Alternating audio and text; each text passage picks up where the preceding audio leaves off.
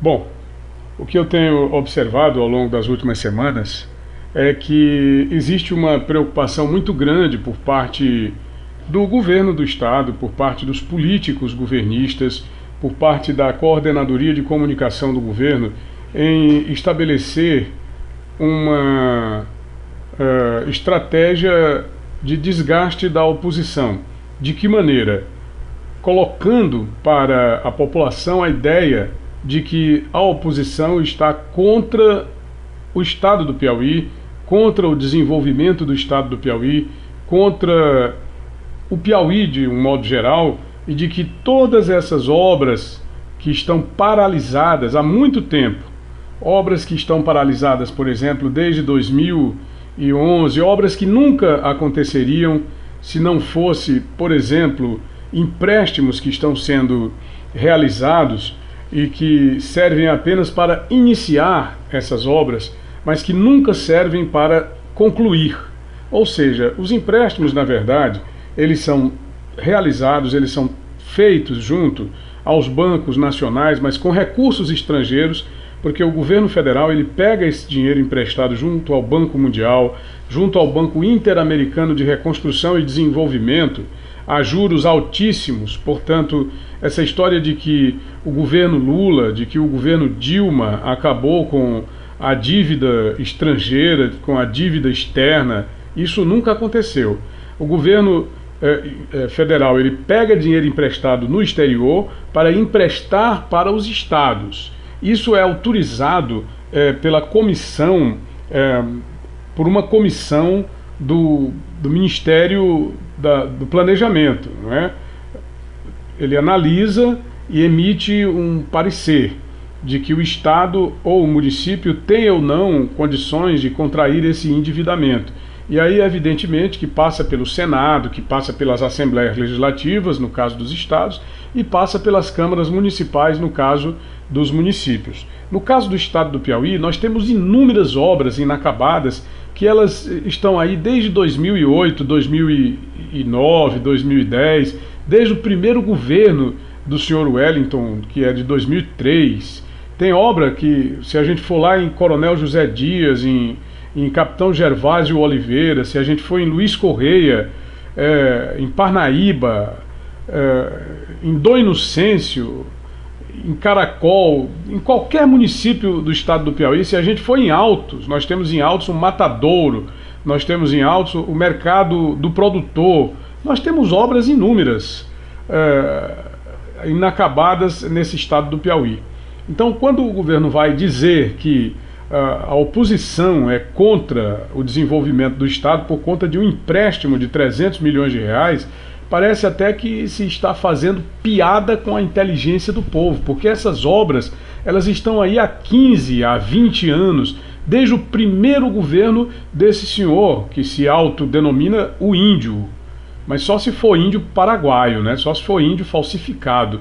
Antigamente, aí nos anos 80, quando as pessoas queriam consumir uísque, iam no Paraguai e compravam o uísque mais barato, as pessoas sabiam que era o uísque falsificado, porque era o uísque do Paraguai.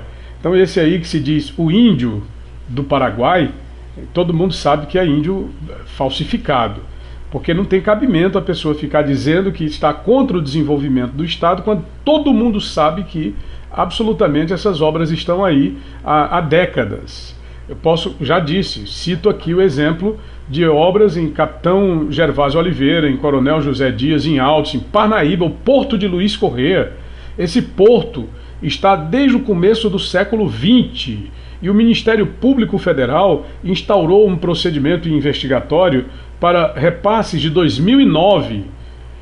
Repare bem, em 2009 foram repassados recursos da ordem de 16 milhões de reais. 16 milhões. Desses 16 milhões, de acordo com uma ação que está tramitando na Justiça Federal, foram desviados. Isso aí quem está dizendo é o Ministério Público Federal.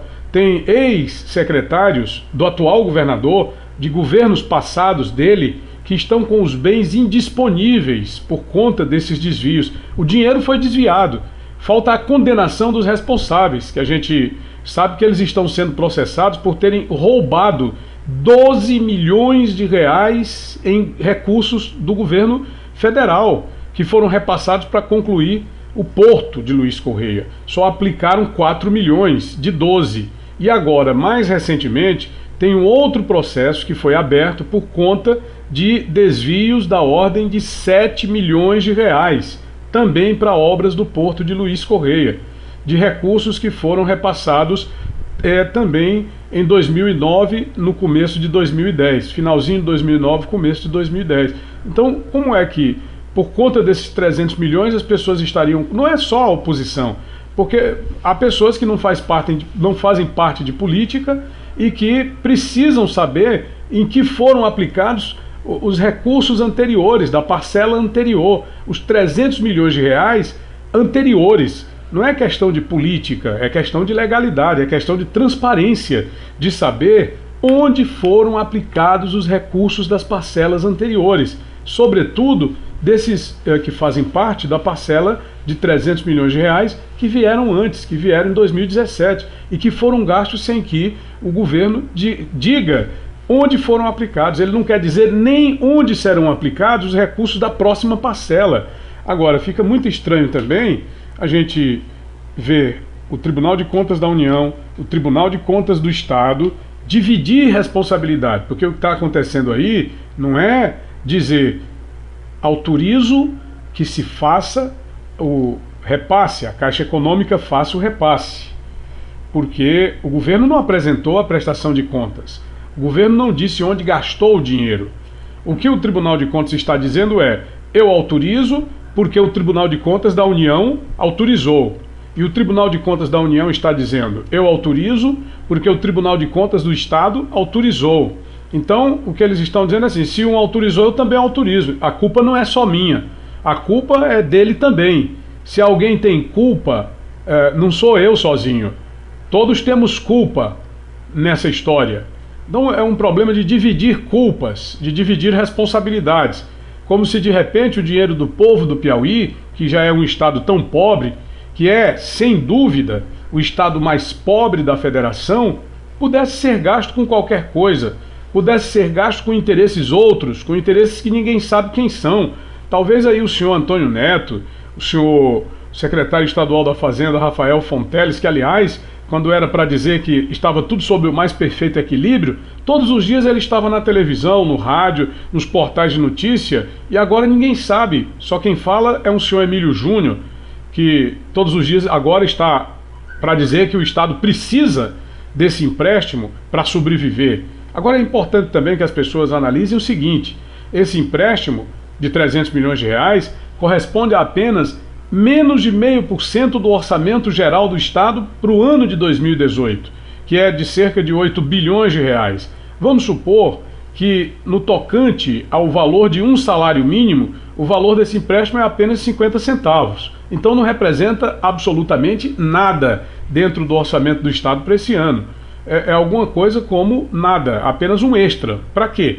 Para gastar em obras, para aplicar em obras? Ou seria porque este é um ano extraordinário dentro da programação do governador e do interesse daquelas pessoas que estão fazendo alianças políticas com o governador? É um questionamento, ok?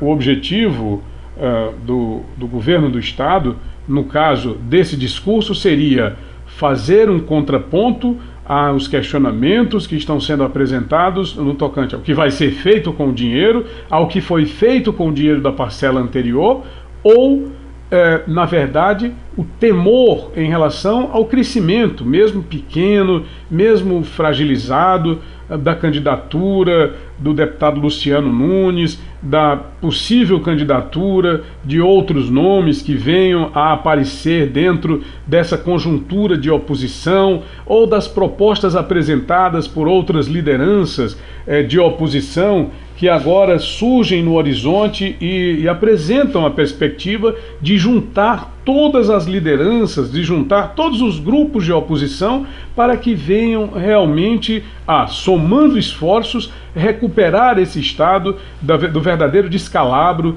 da verdadeira lambança em que ele se encontra desde o ano de 2003, porque, sinceramente, não se tem estradas para escoar dentro da maior conjunção de forças de produção que é a região dos Cerrados. Não se tem energia elétrica. A empresa de águas foi repassada para uma empresa privada, significa dizer que não se viabilizou através do poder público por falta de competência a empresa Agespisa. Não se tem saneamento básico. 91% da população do estado do Piauí não tem saneamento básico. 600 mil pessoas estão desempregadas por conta da crise nacional que afeta 13 milhões de pessoas. E o Estado ainda faz questão de esconder, porque eles dizem que são apenas 200 mil. Os outros 400 mil eles escondem através dos microempreendedores individuais e através do emprego fajuto, que são os comissionamentos de prefeituras e do próprio governo do Estado. Então, lamentavelmente, é uma situação de descalabro, de descompromisso e da falta completa e absoluta de transparência, porque, ao que tudo indica, eles só pensam em eleição, eleição e eleição. É preciso que haja muita cautela, muito cuidado com esse discurso de que o governo do Estado anda dizendo que as pessoas da política contrária não querem o desenvolvimento do Estado. Não querem o desenvolvimento do Estado porque querem saber o que foi feito com o dinheiro do Porto, querem saber o que foi feito com o dinheiro da duplicação, as rodovias federais de acesso aí a Teresina. Quantas pessoas morreram por falta dessa duplicação? Quantas famílias choram os seus mortos por falta dessa duplicação? E onde é que estão, afinal de contas, os 300 milhões? Por que é que o governo não diz onde é que estão os 300 milhões de reais? Será que 34 milhões de reais por ano que se gasta com jornais, emissoras de televisão, emissoras de rádio, portais? Eu conheço, por exemplo, um portal que tem 38 acessos por dia e recebe R$ 1.500 por mês do governo do Estado. Veja o absurdo. 34 milhões de reais por ano. Quantas estradas daria para se asfaltar com o dinheiro que se gasta com as emissoras de televisão, com os portais, com os jornais e com as empresas de rádio do estado do Piauí? Seriam muitas estradas, seriam muitas vidas poupadas com esse dinheiro muito mal empregado no estado do Piauí, com essas pessoas que, aliás, não têm nem repertório, não têm nem argumento, porque essa história de dizer estão torcendo contra o Estado, se a questão fosse só torcer, minha gente, imagine que nós estejamos torcendo agora diante da televisão contra a Alemanha na Copa de 2014. Éramos 203 milhões de brasileiros contra nenhum alemão no Brasil. E a Alemanha, mesmo assim, nos empurrou 7-1. Pense bem, se fosse por uma questão de torcida, hoje nós seríamos campeões do mundo. É isso aí. Eu sou Tony Rodrigues, Além da Notícia. Eu volto.